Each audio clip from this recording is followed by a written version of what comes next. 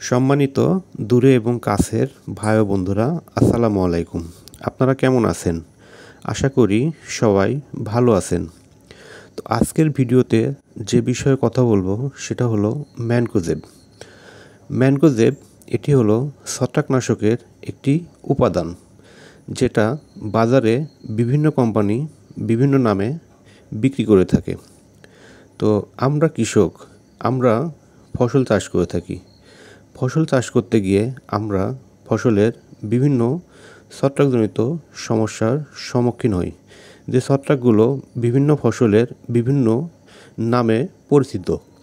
যেমন মরিচ গাছের কাণ্ড পচার সমস্যা, শশা গাছের ডাউনি মিল্ডু, কলা চাষ করতে গিয়ে সিগাটোকা রোগ, আলু চাষ করতে গিয়ে নাবি ধসা, তাছাড়া বিভিন্ন ফসলের গোড়া পচা সমস্যা হয়ে থাকে। এই সমস্ত সমস্যাগুলো সব কিছু তৈরি হয় ছত্রাকের আগমনের কারণে। আমরা ফসল চাষ করি, এই ফসলে যখন ছত্রাকের আগমন হয়ে যায় তখন কিন্তু আমরা বিভিন্ন ধরনের হায়ার অ্যান্টিবায়োটিক যে ছত্রাকনাশকগুলো রয়েছে তখন আমরা গাছে প্রয়োগ করি। এই প্রয়োগ করার ফলে কি হয়, গাছের রোগ প্রতিরোধ ক্ষমতা কমে যায়, যার কারণে বিভিন্ন রোগ জীবাণু এগুলো কিন্তু সহজে আমরা ফসল থেকে দূর করতে পারি না। তো সম্মানিত ভাইয়েরা, আজকে আমি আপনাদের এই ম্যানকোজেবের ব্যবহার নিয়ে কিছু কথা বলবো।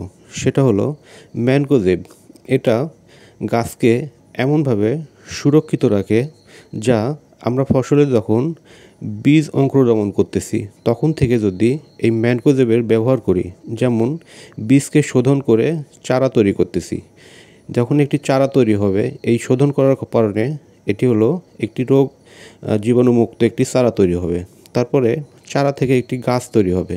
এই গাছের যে পাতা, এই পাতাটা যখন আমরা ম্যানকোজেব স্প্রে করব নিয়মিতভাবে, তখন কিন্তু এই গাছের পাতাতে এক ধরনের মোমের মতো একটি স্তর তৈরি করবে, যে স্তরের কারণে বিভিন্ন ধরনের ক্ষতিকারক ছত্রাক গাছকে সহজে কিন্তু আক্রমণ করতে পারবে না।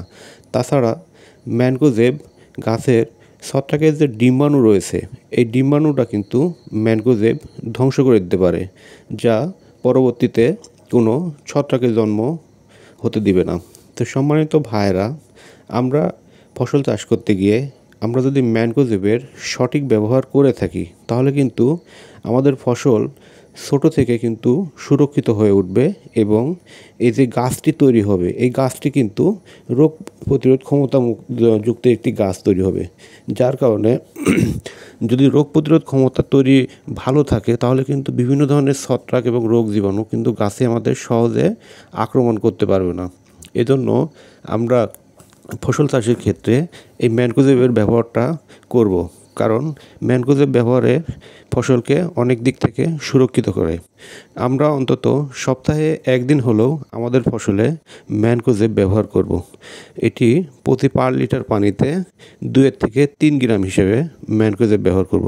ম্যানকোজেব ব্যবহার করে আমরা গাছকে ছোট থেকে রোগ প্রতিরোধ ক্ষমতা বেড়িয়ে দিব, বেশি তৈরি হবে, যার কারণে গাছে বিভিন্ন ধরনের রোগ বালাই এবং বিভিন্ন ধরনের ব্যাকটেরিয়া ভাইরাস এগুলো গাছে থেকে দূরে থাকবে। তো সম্মানিত ভাইয়েরা, আজকে যে ভিডিওতে আপনাদের এই ম্যানকোজেবের ব্যবহারটার কথা বললাম, যদি আপনাদের এই ব্যবহারটার কথা যদি ভালো লেগে থাকে অবশ্যই আমার চ্যানেলটি সাবস্ক্রাইব করবেন, যাতে পরবর্তীতে আপনাদের আরও নতুন নতুন ভিডিও আপনাদেরকে দেখাতে পারি এবং বিভিন্ন সমস্যা নিয়ে কথা বলতে পারি। তো ধন্যবাদ সবাইকে।